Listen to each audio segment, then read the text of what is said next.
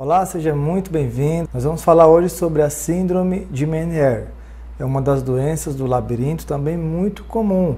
É possível que a maioria de vocês que estão me escutando nesse momento sofram com esse problema. Vou te falar então quais são as maneiras de tratar, por que essa doença se desenvolve e o que você pode fazer aí na sua casa para reverter esse problema, tá? Bom, então quero começar falando para vocês o conceito da síndrome de Meniere. Tudo na medicina que se chama síndrome significa que é um conjunto de sintomas e de sinais. Sintomas, pessoal, é aquilo que o cliente fala para o médico, tá? E sinal é aquilo que o cliente não falou, mas que o médico conseguiu perceber, conseguiu descobrir, tá? Então, quais são os sintomas e sinais que compõem a síndrome de Meniere? São 4. Se esses 4 estiverem presentes, não precisa exame para confirmar. A simples presença deles já fecha o diagnóstico de que a pessoa sofre com esse problema, tá? Então, eu vou te falar os sinais e você já vai poder dizer se você tem ou não Meniere.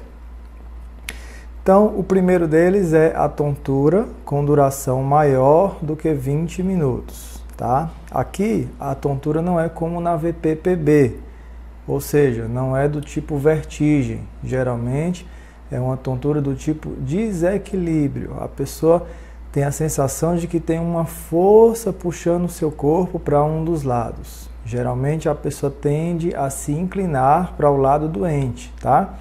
Como vocês sabem, todo mundo tem um labirinto do lado direito e um labirinto do lado esquerdo. Aquele que tiver deficiente, ele tende a inclinar o corpo para aquele lado, tá bom? O segundo, antes de falar do segundo sintoma, eu queria te dizer também que na síndrome de Meniere, não obrigatoriamente a tontura precisa ser do tipo desequilíbrio. A pessoa pode sentir qualquer tipo de tontura, tá? Pode ter vertigem, né, que é ver as coisas rodando, pode ter o desequilíbrio, que é essa inclinação do corpo, pode ter também a sensação do corpo estar flutuando, né, leveza, como se não estivesse pisando no chão, pode perceber os objetos flutuando, isso se chama osciloscopia. E outras sensações de movimentos que não existem, só a pessoa está percebendo. Porém, a tontura mais comum na síndrome de Meniere é do tipo desequilíbrio.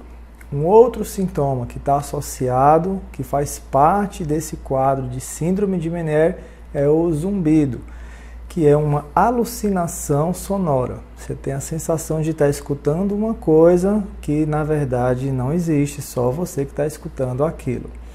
Geralmente as pessoas relatam que sentem um apito dentro do ouvido, uma borboleta, uma panela de pressão, um grilo cantando dentro do ouvido, um barulho de um motor, as ondas do mar.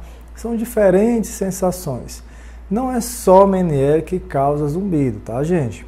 Mas é importante você saber que para fechar o diagnóstico dessa síndrome é necessário que a pessoa tenha zumbido. Não precisa ser constante, mas tem que ter em algum momento zumbido na história.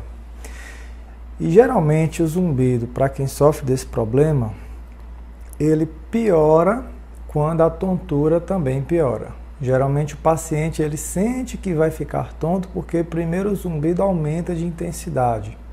Aí ele sente, vou ficar tonto, meu zumbido aumentou. É bem característico isso na síndrome de Meniere. E eu vou já te falar por que hora está melhor e hora está pior, tá bom?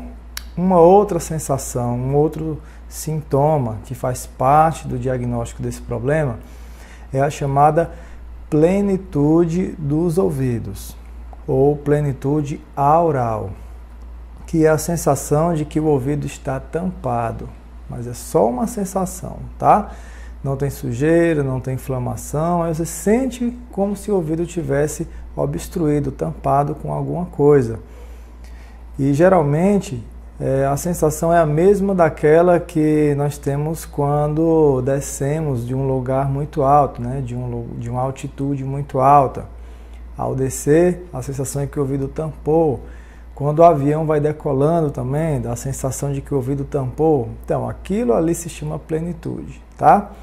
Mas na síndrome de Meniere não tem relação com a mudança de altitude. A pessoa tampa o ouvido mesmo assim. E o quarto sintoma que faz parte desse quadro é a chamada audição flutuante, que é a pessoa estar escutando melhor um momento e escutando pior um outro momento. Então, esse é o conceito de síndrome de Meniere. Na próxima aula, vamos dar continuidade então a mais assuntos sobre esse.